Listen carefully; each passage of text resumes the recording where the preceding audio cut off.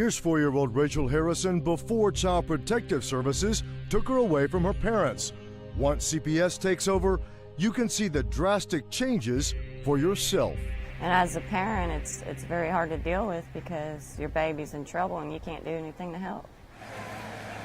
Watch as the bubbly little girl starts looking more like some neglected waif while under CPS's care. Rachel was never in any way abused or neglected, except by CPS.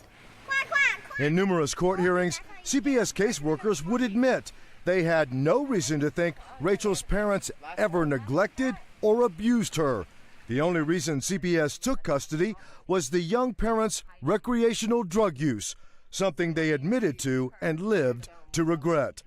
But ironically, Rachel would be the one hooked on drugs while under CPS's watch, including Risperdal, a drug used to treat schizophrenia and bipolar disorder that, according to the FDA, should not be given to a child under 10. I'm 3 years old, given a psychotropic drug. There's no reason for it, none at all. It was 2007 when CPS first entered the family's life. The state agency took Rachel into protective custody soon after her birth because her mom tested positive for marijuana.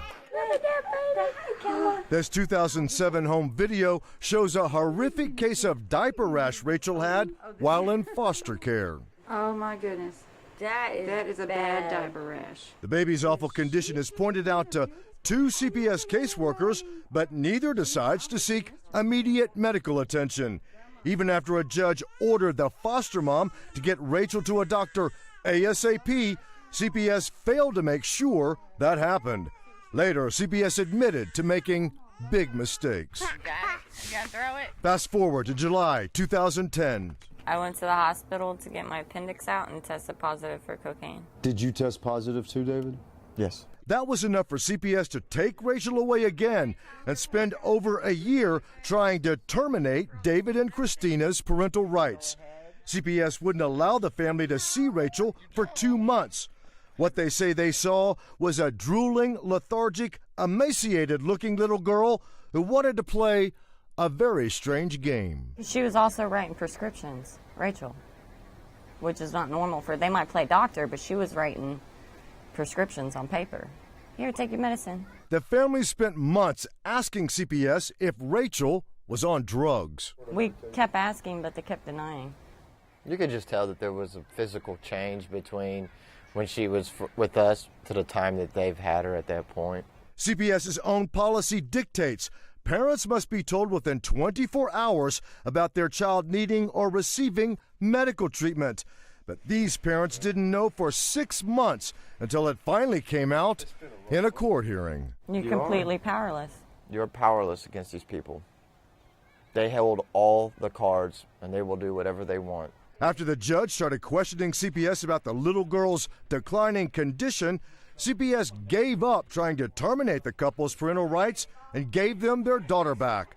According to court testimony, Dr. Owen Asagi is the psychiatrist who prescribed psychotropic drugs to a then 3-year-old. He testified that he had seen Rachel for approximately 15 minutes. According to the Texas Medical Board, Dr. Osagi prescribed clonidine to Rachel in excess of the dosing guidelines while simultaneously increasing her dose of Risperdal, then failed to properly monitor the little girl. And there's paperwork saying she was screaming for mommy and daddy, and the easiest way to handle her acting up was to medicate her. Osagi ignored our attempts to contact him for a response.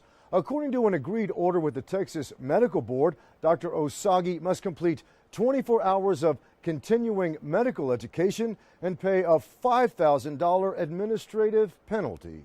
I know a lot of other families and a lot of other parents who are going through the same things. Late last year, the United States Government Accountability Office reported these disturbing findings. Texas is one of 5 states where children in foster care were prescribed psychotropic drugs 2.7 to 4.5 times more often than children who were not in foster care, with children in the Texas foster care system being the most likely to receive psychotropic drugs. CPS wouldn't discuss the Rachel Harrison case with us. According to the Texas Department of Health and Human Services, Dr. Osagi has treated 755 children in CPS foster care and continues to do so. Randy Wallace, Fox 26, investigates. There you go.